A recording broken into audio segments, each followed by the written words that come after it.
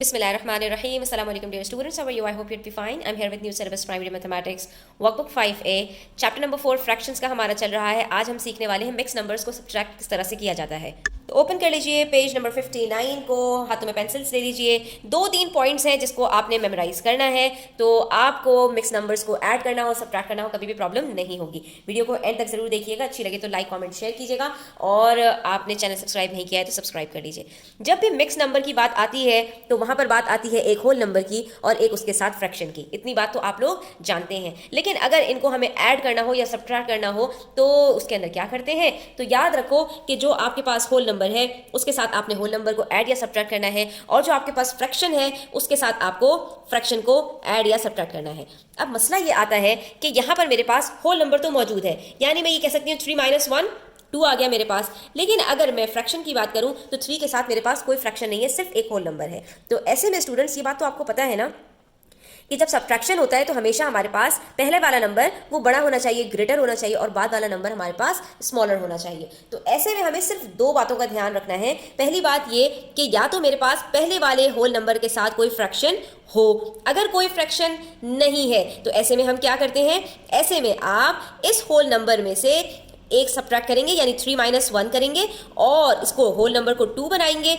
और उसके बाद क्योंकि फ्रैक्शन नहीं है, जब फ्रैक्शन नहीं है तो ये 0 है, तो इसको हम एक फ्रैक्शन दे देंगे। यानी इस 2 होल ने अपना एक होल फ्रैक्शन को दे दिया, तो वो 1/1 हो गया। 2 + 1 क्या होता है, 3 होल। अब मैं 3 होल लिखूं या 2 होल 1/1 लिखूं, बात एक ही है। और ऐसा मैंने क्यों किया, क्योंकि यहाँ पर मेरे पास कोई फ्रैक्शन नहीं था, और जब कोई फ्रैक्शन नहीं होता तो वहाँ पर 0 होता है। ठीक है। और बाद में मेरे पास एक फ्रैक्शन था, उसको मैं कैसे सब्ट्रैक्ट करती, जब तक कि मेरे पास यहाँ पर कोई फ्रैक्शन ना होगा। तो इसलिए मैंने इसको ऐसा किया है। अगर ये बात आपको थोड़ी मुश्किल लगे ना तो एक और तरीका भी है, और वो तरीका ये है कि आप जो दूसरा आपके पास मिक्स नंबर दिया हुआ है ना, इसको आप इम्प्रॉपर फ्रैक्शन में चेंज कर लो। कैसे करोगे, तो ये तरीका बड़ा ही आसान है। आपने क्या किया कि जो आपका ये नंबर दिया हुआ था मिक्स नंबर, आपने इसको इम्प्रॉपर फ्रैक्शन में चेंज किया।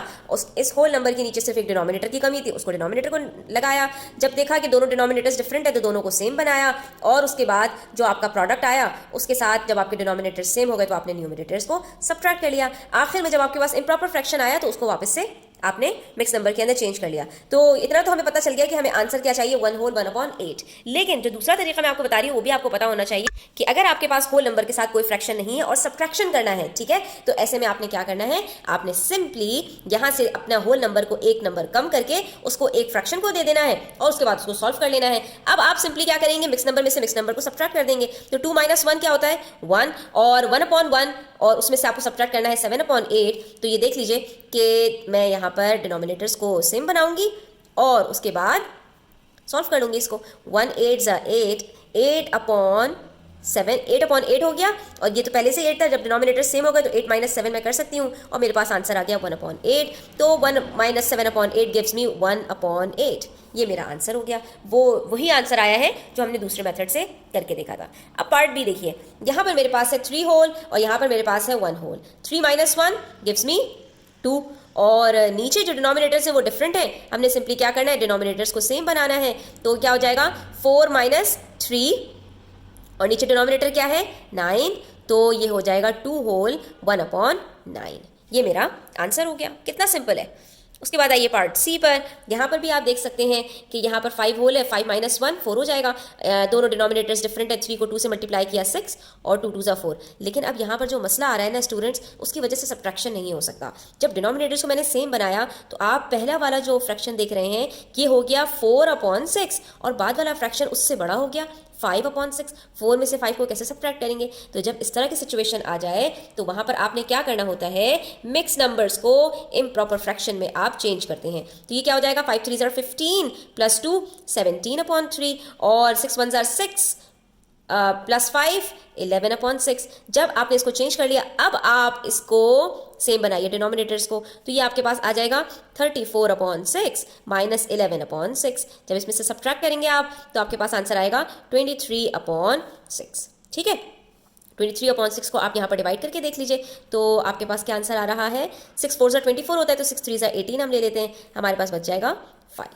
ठीक है, तो ये हमारे पास आंसर आ रहा है 3 होल 5/6। ये हमारा आंसर है। ठीक है, इस चीज़ का आपने ध्यान रखना है, 2 बातों का। पहली बात क्या चीज हमने सीखी थी कि होल नंबर के साथ कोई फ्रैक्शन नहीं है पहले वाले नंबर में, तो होल नंबर का एक 1 उस फ्रैक्शन को दे दो, और या फिर दोनों को आप कन्वर्ट कर दो इम्प्रॉपर फ्रैक्शन में, ठीक है। और दूसरी बात कि अगर आपके पास जो फ्रैक्शंस है उसमें पहले वाला फ्रैक्शन छोटा है तो आपने फिर यही वाला स्टेप करना पड़ेगा कि दोनों मिक्स नंबर्स को इम्प्रॉपर फ्रैक्शन में चेंज करना पड़ेगा। इसी तरह से मेरे पास यहाँ पर है 5 है और 4 है, डिनोमिनेटर्स डिफरेंट है, हम जरा यहाँ पे इनको करके देख लेते हैं। इसको 4 से और इसको 5 से मल्टीप्लाई करते हैं तो ये बन गया 4/20 और ये बन गया 15/20। तो इसका मतलब है ये तरीका सही नहीं है क्योंकि हमारा पहला वाला न्यूमरेटर बहुत छोटा हो गया, ठीक है, एक नंबर भी छोटा नहीं होना चाहिए।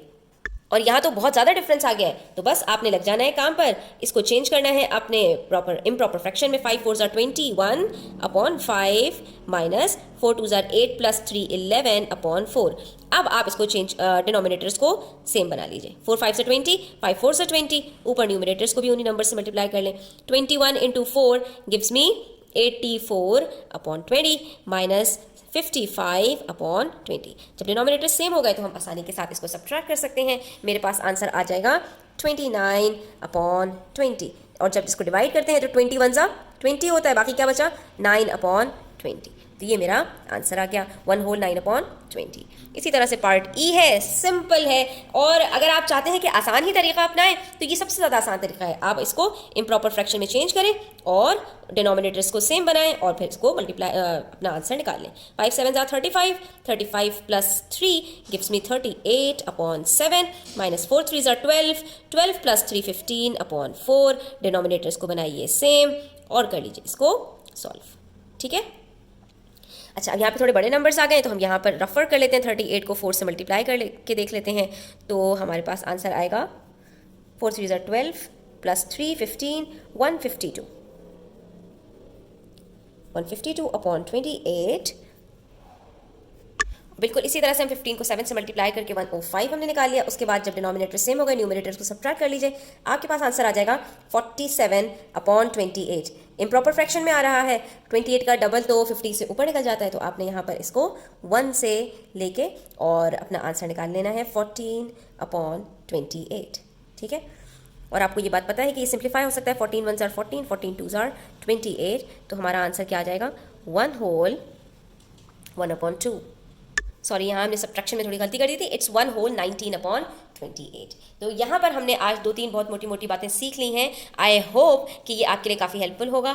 Thanks for watching the video till the end. Thanks, अल्लाह हाफिज़, टेक केयर।